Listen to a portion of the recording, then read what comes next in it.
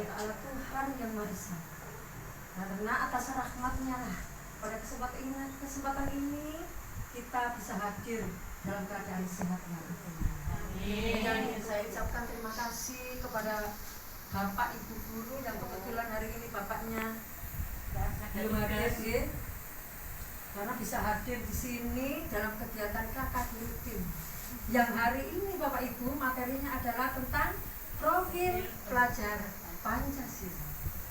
Nah, Bapak Ibu yang kami hormati, materi yang saya sampaikan ini telah kami terima pada Diklat Dinas Pendidikan Kota Surabaya pada 3 hari yang lalu. Kira-kira apa sih Bapak Ibu profil pelajar Pancasila? Nah, semangat ya Bapak Ibu. Baik, alhamdulillah. Walaupun kita tidak belajar tatap muka, belajar jarak jauh, tetapi semangat panjenengan luar biasa. Agar anak-anak kita juga semangat seperti panjenengan. Tapi jangan lupa Bapak Ibu, pendidikan karakter harus kita terapkan kepada anak-anak didik kita. Kalau panjenengan karakternya alhamdulillah sudah oke, bisa diteladankan kepada anak-anak kita. Begitu ya Bapak Ibu? Yeay. Apa profil pelajar Pancasila? Yaitu sikap yang harus dimiliki oleh anak-anak didik kita yang mencerminkan nilai-nilai Pancasila. Nah, yang memiliki 6 kriteria. Di antaranya adalah, ayo kita saksikan bersama di sini. Nah, Bapak Ibu, seperti apakah profil pelajar Pancasila? Kita lihat di sini. Inilah ciri-ciri profil pelajar Pancasila.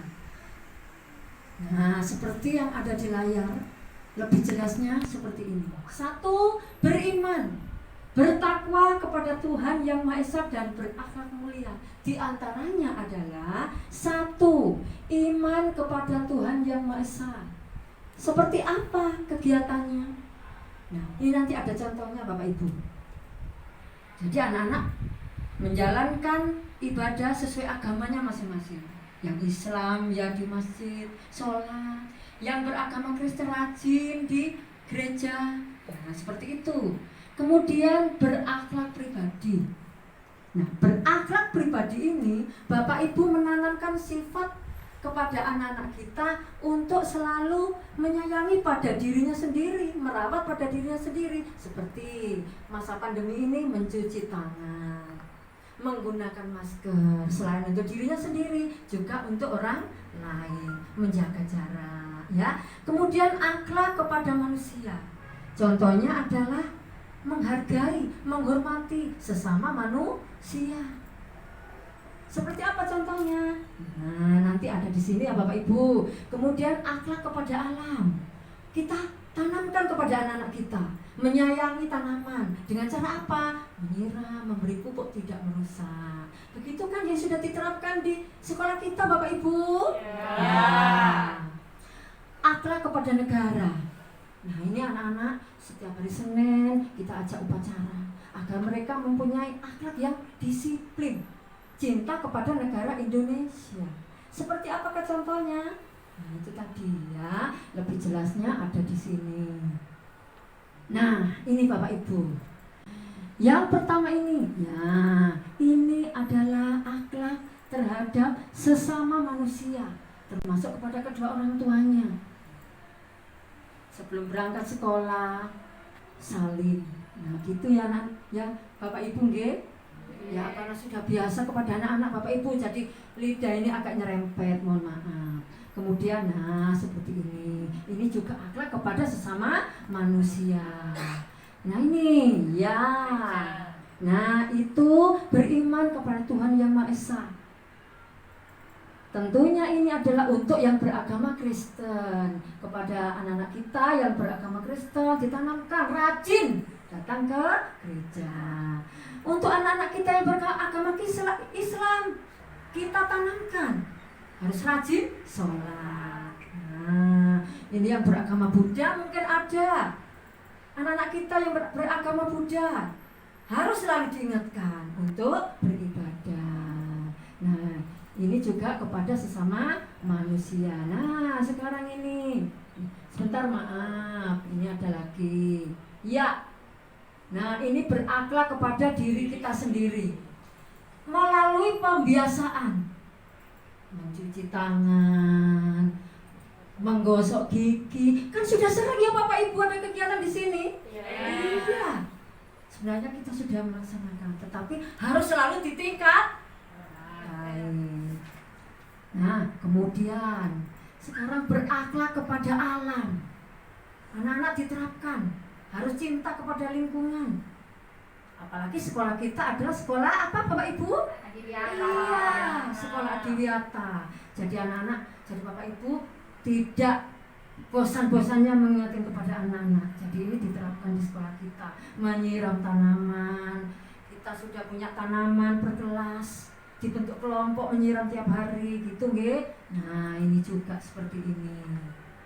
Nah, kemudian yang kedua adalah berkebinekaan global. Anak-anak kita tanamkan, anak-anak di sini ada yang beragama Islam, ada yang beragama Kristen. Kita saling menghargai perbedaan. Nah, juga di negara Indonesia berbagai macam suku bangsa. Nah, harus saling menghargai, saling menghormati berbagai suku bangsa. Nah, ini juga berbagai adat, tari-tarian, tari jaipong misalnya dari Jawa Tengah, tari Madura harus kita hargai, kita lestarikan. Begitu juga menghargai perbedaan berbagai umat beragama. Seperti tadi sudah saya sampaikan, di kelas ini berbagai agama, ada Islam, ada Kristen, ada Hindu, Buddha. Kita saling menyayangi, saling menghargai. Iya. Yang ketiga Bapak Ibu, bergotong royong. Saya yakin Bapak Ibu setiap hari sudah menerapkan seperti itu kepada anak kita. Tetapi tidak lepas, harus lebih ditingkatkan, diingatkan setiap hari. Seperti bergotong royong di mana? Di rumah. Kakak menyapu, misalnya adik membersihkan kursi. Nah, ini di sekolah, di rumah. Di mana lagi selain di rumah? Di sekolah. Seperti piket bersama. Nah, itu ya Bapak Ibu. Selain di rumah, di sekolah, juga di masyarakat. Kita terapkan seperti itu agar anak-anak muncul kesadarannya terhadap rasa gotong royong atau kerja sama. Itu yang ketiga Bapak Ibu. Kemudian yang keempat yaitu rasa mandiri. Nah, khususnya anak-anak yang kelas 1 Bapak Ibu nggih. Kalau kelas 6 enggak bisa mandiri, enggak usah jadi kelas 6 seperti itu. Tapi insya Allah kelas 6 sudah pintar semuanya. Kalau kelas 1 itu harus diterapkan Bapak Ibu nggih. Jadi tidak bosan-bosannya Bapak Ibu guru kelas 1, kelas 2 untuk mengingatkan kepada anak-anak kita. Misalnya, nah ini terjadi pada anak kelas 1. Kalau memakai kaos kaki teriak-teriak, "Mama, Bu Guru, kaos kakiku tolong." Tidak bisa memakai. Bagaimana caranya menerapkan agar anak-anak itu mandiri dalam memakai kaos kaki sendiri? Waktu itu 17 Agustus kan sudah ada lomba ya Bapak Ibu. Nah, itu salah satu contohnya. Kemudian yang kedua yaitu, nah ini di rumah. Anak-anak misalnya seperti itu. Kamu kalau bangun tidur, siapa yang merapikan tempat tidurmu? Saya Bu. Oh, anak-anak pasti merasa bangga.